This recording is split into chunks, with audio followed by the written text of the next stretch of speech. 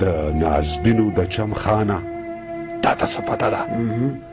ته څه خبرې یې لوږه څه ته تنده څه ته وایي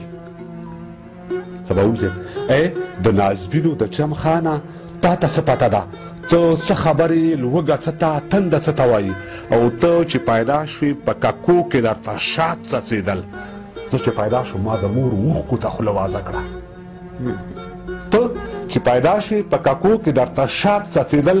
زه چې پیدا شوم ما د مور اوښکو ته خوله وازه کړه تا چې قدم کېښود دیګونه ولسونو خوړل عابده تا چې قدم کېښود دیګونه ولسونو خوړل زه د مورغۍ که جام په لاس ستاسو کوڅه کې ولاړ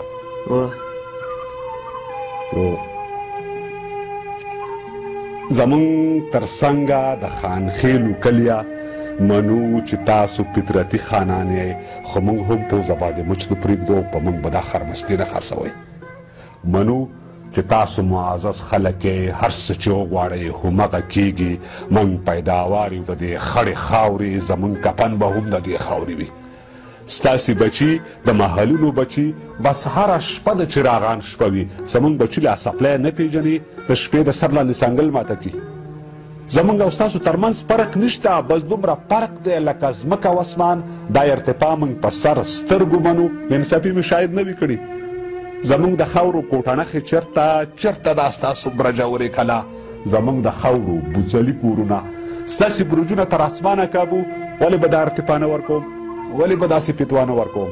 تاسو تیارې د بې علمۍ لرې کړئ زموږ تر مخه یو پرده جوړه کوي موږ راګیر کوي په یو تور ناورین کې راټول شئ داسې منصوبه جوړه کوي چې د مزدور بچی مزدور پاتې شي تاسې یوه لویه سلسله جوړه کوي درنه رڼا په سترګو ونه ویني د تیارو داسې پروسه جوړه کوي چې د ماښام بچي ماښام الوځي موږ شاپرکو ته پنجره جوړه کوي ستاسو لاسونه قلمو ته جوړ دي موږ ته کولنګ موږ ته بلچه جوړه کوي د شهزادګان بچي وي زموږ جامې زموږ مخونه خیرن تاسو په خپله ستا هر څه معزز ستاسو خپلوان ستا بلمانه معزز ستاسې کوترې او بازان معزز ستاسو باخې ستاسو تازیان معزز منو زمونږ خویندې لوڼه وینځي د وینځو لوڼه غلامان زیږوي زه به مزدور یم زما پلار مزدور و زما بچی به هم مزدور پاتې وي او ما ته زما وړکتوب ښه رایاد شي چې ما به ګډې او چیلی بیولې اوس مې هم سترګو کې یو خوب غړېږي د ستړي ستړي ژوند ستومانه کیسه ما به د ټول کلي پاده پیوله پاده خو به تاسو ما به د ټول کلي پاده پیوله ماښام به ډانګ په لاس هر کور ته تلمه زه یو ماښام کوڅه کې سپي وخوړم بیا ناڅاپي مې یو اواز تر غوږ شو نو خان ویلې سپي په کاڼو ولې چې ته یې په کاڼو ولې دوی به دې خوري او په ګوډه خپه بیا کور ته لاړم مور ته مې ویلې چې زه سپي وخوړم ویل خیر دی بچی دا د خانانو سپي دي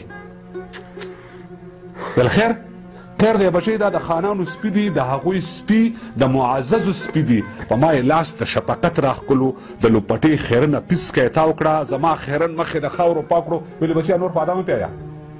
او د دواړو سترګو نه یې اوښکې راغلې جوړې زما په حال غمجنه شوله همداسې تلې تر ګریوانه پورې نو ما یې د شونډو سپین تاړونه کتل پکې د وینو غوټه یې جوړې شولې بیا دواړه لاسه ګریوانه ته واچول مانه لا هغه خیرې هیرې نه دي ډېره